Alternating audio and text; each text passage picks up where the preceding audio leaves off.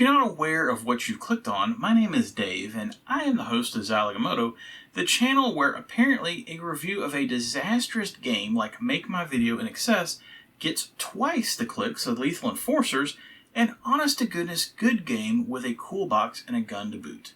YouTube, never change. And no, just to be clear, I'm not bitter at all about that. On the contrary, I thought it was hilarious, and I just thought I would share my amusement with all of you. Also, it's just dawned on me that that wasn't a very good introduction if you're not familiar with the channel, so let me start again. For those of you that are returning viewers and subscribers, welcome back. But for those of you that are new to the channel, here on Zilog and Moto, I've got this crazy mission. I decided eons ago that I like to review and talk about things that I enjoy, and specifically created my first website freshman year of college to discuss albums of musicians that I liked, and I still remember piecing together JPEG after JPEG of band logos and using Notepad to stitch together the HTML file for the main page. Let's just say I got bored in Introduction to Object-Oriented Programming, which would also explain my grades in that class. Over the years, I tried my hand at a couple different websites, and for a while there, my focus was on arcade games played through MAME. Yes, believe it or not, at one point I played and reviewed The Amazing Adventures of Mr. F. Lee. And with quality content like that, I'm sure it's no surprise that the website never really went anywhere and died after a few months when I lost interest. And that's kind of the key to any kind of long-term project, isn't it? It's got to be about something that you as the creator aren't going to lose interest in after a month just to move on to the next thing.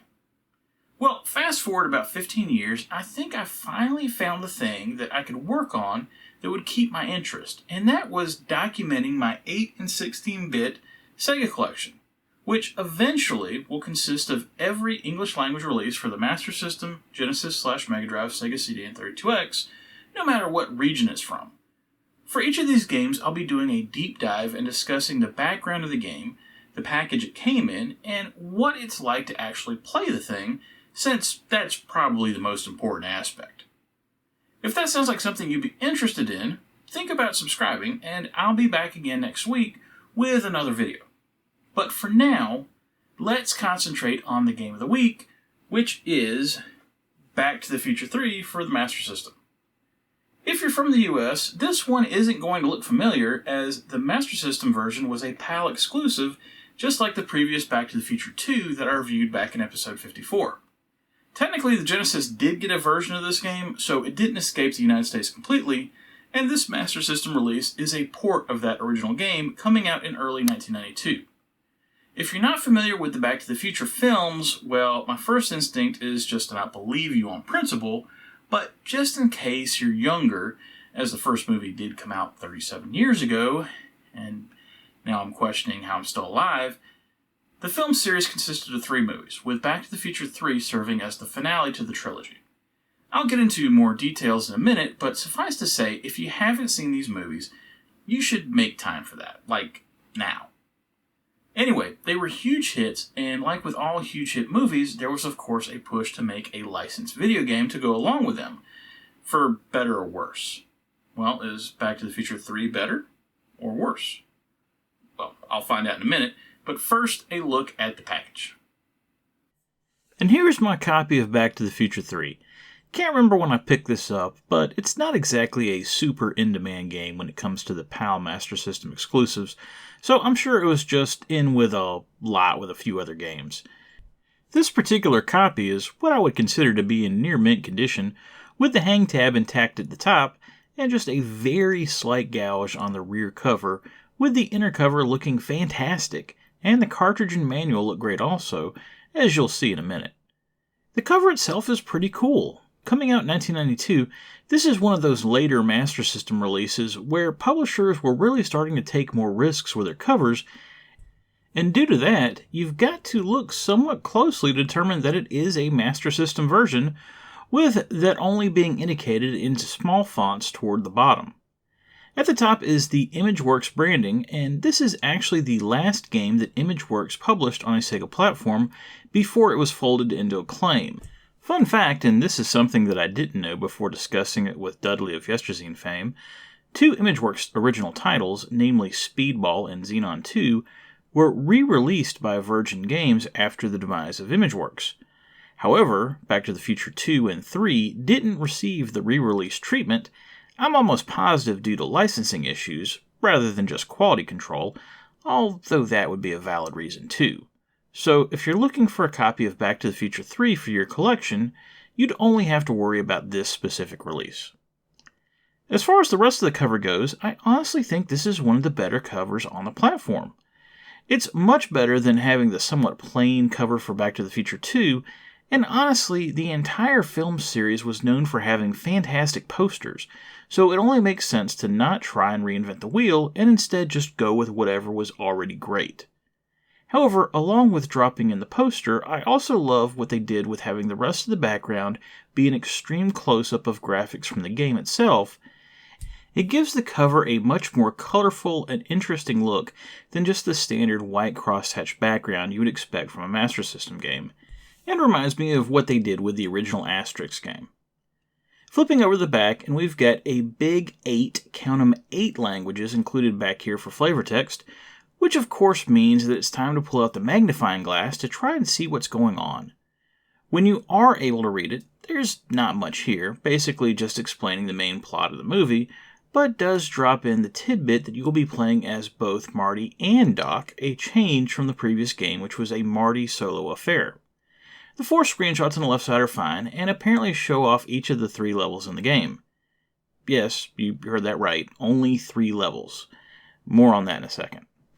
Opening up the box, it's the cartridge and manual, with the cartridge having an odd tan-colored label. That's a new one. I was expecting white, but maybe tan goes better with the Wild West theme of the game. The manual is pretty terrible, but at least each language gets its own section, which I appreciate. However, each section is also only 4 pages. Yeah, clearly the ball was dropped here. Just to give you an example, check out this section that mentions that the game is split into 4 sections, not 3, and that you can press the H button to pause the game. Clearly an extremely lazy cut and paste from the Amiga documentation. Oh, and good luck with the controls for levels 2 and 3, because they're not mentioned here. I think I can see why this manual is in such good shape. It's useless. Okay, that's the package. Let's get to the game, and I'll pray I can get past this first level I've heard so much about. In case you didn't take my advice earlier and get caught up on the Back to the Future films, let me try to set up where things are at by the time the third movie that this game is based upon rolls around. The original Back to the Future, released in 1985, was a massive hit, which is why the film earned not 1 but 2 sequels. However, in an interesting twist, Back to the Future 2 and 3 were shot back to back, meaning that when Back to the Future 2 was released to the theaters, Back to the Future 3 was well on its way to completion and already had a dedicated release date. Back to the Future certainly wasn't the first series to do this, as infamously Richard Donner had attempted to previously do this with Superman 1 and 2, amongst other films, but this was also before other high-profile blockbusters like The Lord of the Rings, The Hobbit, Pirates of the Caribbean, and The Matrix would all pull off similar feats. What this meant, though, was if you were in the theaters in 1989 watching Back to the Future 2, the film ended on a cliffhanger with Doc disappearing after the DeLorean was hit by a lightning strike, and Marty getting a telegram that Doc had been transported to 1885. Rather than the film ending there, a teaser of the final film was presented letting the viewer know that the story would be continued in Back to the Future 3, which was scheduled to come out 6 months later, specifically with a note that said, "Coming summer 1990. Not having experienced that sort of thing before in the movies, it created a crazy bit of excitement for that final film, and I certainly was all in on seeing Back to the Future 3 as soon as it was released that next May. Back to the Future 2 for the Master System actually included a very similar scene at the end of the game, as when you complete the game, a teaser that states, "To be concluded in Back to the Future 3" pops up. Although, to be honest, after playing through Back to the Future 2, seeing that seemed like more of an ominous threat, rather than something that would spark excitement for another effort from ImageWorks. Having said that, even though the teaser was included at the end of Back to the Future 2, Back to the Future 3 was actually not developed by the same team, with Back to the Future 2 being developed by Climax, and Back to the Future 3 instead being developed by Chrysalis. I suppose, in both of their defenses, neither Back to the Future 2 or 3 was an original title from them, with Back to the Future 2 originating on European home computers, and Back to the Future 3 being a port of the Genesis version, which I'll look at on Zilog and Moto in another 100 episodes or so. Okay, enough background. What exactly is going on with this game to where only 4 pages were needed in the manual per language? Well, as mentioned, the Master System version of Back to the Future 3 only has 3 levels, despite the manual claiming to have 4, and down from 5 in the previous game. However, just like in Back to the Future 2, the game has you doing different things on each level, requiring you to get acclimated to 3 different control schemes and types of action. The first level is probably the most notorious of the 3, and for good reason. In the level, you play as Doc Brown on horseback as you're attempting to catch up to Doc's love interest, Clara Clayton, who has been unfortunately gotten stuck on a runaway cart that's heading for a ravine. In the movie, the scene lasts for about 45 seconds, and it's not particularly memorable other than it sets up Doc and Clara together. However, the developers decided to instead turn this into a full level, adding all sorts of obstacles and enemies to be in Doc's path and to stop him from saving the day. While you ride after Clara, birds will swoop down from the skies to knock you off your horse, and other outlaws, assumed to be members of Mad Dog Tannen's gang, will ride up behind you, requiring you to either duck out of the way of their shots or shoot back and hopefully take them out. Also, random tomahawks will be thrown at you from apparently unseen Native Americans. And finally, various items from the cart that Clara is stuck on will fall off, requiring you to take evasive action to avoid them when they fall on your path, all while keeping an eye out for pits in the ground that you have to jump your horse over to continue the chase. Not everything that's in the path is to be avoided, however, as you can collect certain power-ups to help you in your chase, or grab various effects of Clara's that have fallen to the ground to gain bonus points. The power-ups tend to be somewhat random in that you don't always get the same ones, but they do appear at specific points in the level, so it's always best to keep an eye out and be ready, even if it ends up being a useless item. Eventually, with lots of trial and error, you'll end up learning the ins and outs of the level to save Clara and move on to the next. Having heard that description, you're probably wondering why I refer to the level as notorious, as none of that really sounds too out of the ordinary for an 8-bit era platformer. And honestly, it's not. I think some of the level's negative reputation is slightly overblown. However, I can totally understand why people would hate it. First off, it's the first level in the game. Think about Battletoads. If the first level in the game was the Turbo Tunnel, everyone would have hated it, and it wouldn't have ever gained the popularity that it did. No one likes a first level where it's just a brutal kick in the face. Also, like the Turbo Tunnel, Doc Brown is constantly in motion, and you aren't able to actually move Doc around on the screen. All you can do is jump your horse, reach up or down for items, and shoot your pistol. This turns the level purely into a reactionary test, except certain things happen so quickly, there is simply no way for you to react quickly enough to be successful. Basically, no matter how skilled you are at platformers, you can't beat the level until you've played it enough times to memorize what's coming next. For instance, where the pits are that you have to jump over, when items appear that need to be ducked under, etc. Without gaining certain power-ups, the level takes about 3 minutes to pass, which turns things into a bit of an endurance test.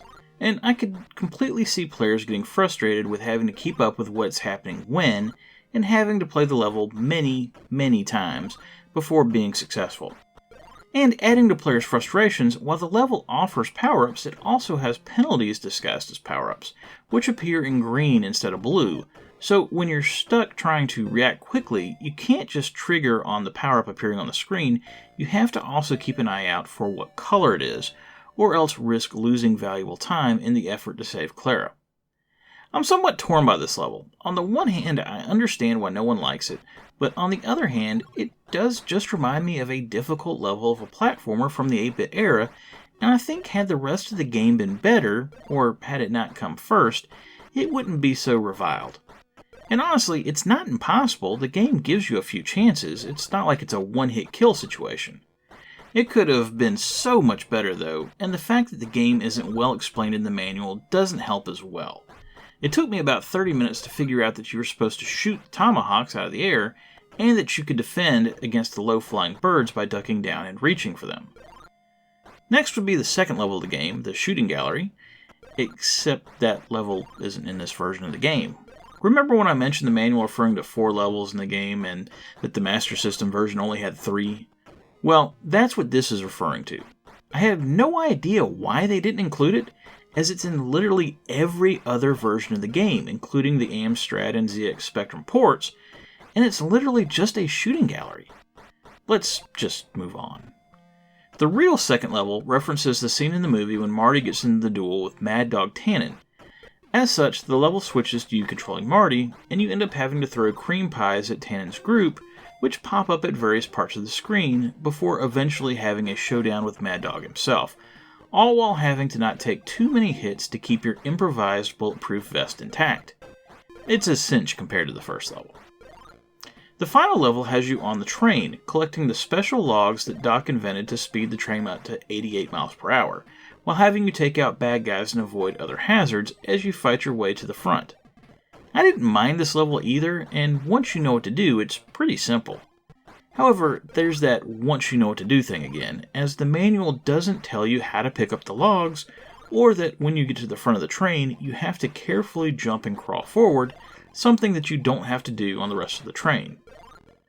The graphics aren't bad by Master System standards, and I think I would definitely say that, limited as it is, the graphics are a step up from what was presented in Back to the Future 2. It certainly can't hold a candle to any of the 16-bit versions, but it's better than any of the other 8-bit ports, despite the missing level. Although it's clear that the initial horseback level is where a majority of the development time went, with the other 2 levels feeling somewhat tacked on. One of the bright spots in the game is its sound, with the music, and I'm assuming the sound effects as well, coming from Matt Furness, or Marvelous Matt Furness as he's credited here. Matt had a long history of music creation in the 8 and 16-bit era on all sorts of devices, and previously his work on World Trophy Soccer was one of the highlights for me of that review in episode 82. The music throughout the game is pretty great, especially the interpretation of the classic Back to the Future theme from Alan Silvestri, with the exception of the background music in level 2, which isn't bad per se, but is incredibly subdued and doesn't really match the on-screen action. Also, it's clear that the focus was on music, as the sound effects are rudimentary at best and nothing of note, but I guess at least they don't detract from the action. Back to the Future 3 is actually a harder to score review for me than you might think. I gave Back to the Future 2 only 1 star in episode 54, and I think that was deserved. And Back to the Future 3, despite what you might think of the Doc Brown level, is a better game, and the inclusion of infinite continues between the levels is a nice touch. However, it's also an extremely short game, and once you learn that first level, a run through the entire game will only take about 5 minutes. And that's not attempting a speed run, that's just all it takes. With that in mind, the removal of the shooting gallery level seems unconscionable, as the game needed all the content that it could get. The ridiculously short length makes the game almost feel like it was just a demo for a full game, if that makes any sense. As such, even though what is here is of better quality than the previous game, including that nice soundtrack from Matt Furness, it's still a crappy and cheap overall effort, and as such, I have to give it 1 star again. It's probably good for a laugh when played on a stream, but I can't think of any other reason to play this. And that was Back to the Future 3 for the Master System. Playing this makes me somewhat interested as to how the Genesis version will rate in comparison when I get to it, but from what I've heard, it's got its own host of issues, so it's probably better that I won't be touching it for a while. Also, it amazes me that such a beloved film series as Back to the Future could have such terrible representation on game consoles. From what I've heard, the only good games based on Back to the Future are Super Back to the Future 2, which was a Japanese exclusive for the Super Nintendo, and of course the Telltale Games Episodic Adventure series, which is its own story and not related directly to the films, and you can't even purchase that anymore due to the closure of Telltale Games. I guess just stick to the movies. Tune in next week for another multi-platform game on the Master System, But this time it's one where I've already covered the Genesis version, so it will be interesting to see how it holds up compared to not only its big brother on the Genesis, but the original arcade release as well. The Genesis version is one of my favorite games on the console, so I really hope the Master System version is equally impressive, but I'm also tempering my expectations as I have to be realistic about the state of the Master System software in 1991. Remember, whatever you like to play, have fun, and be excellent to each other. Later.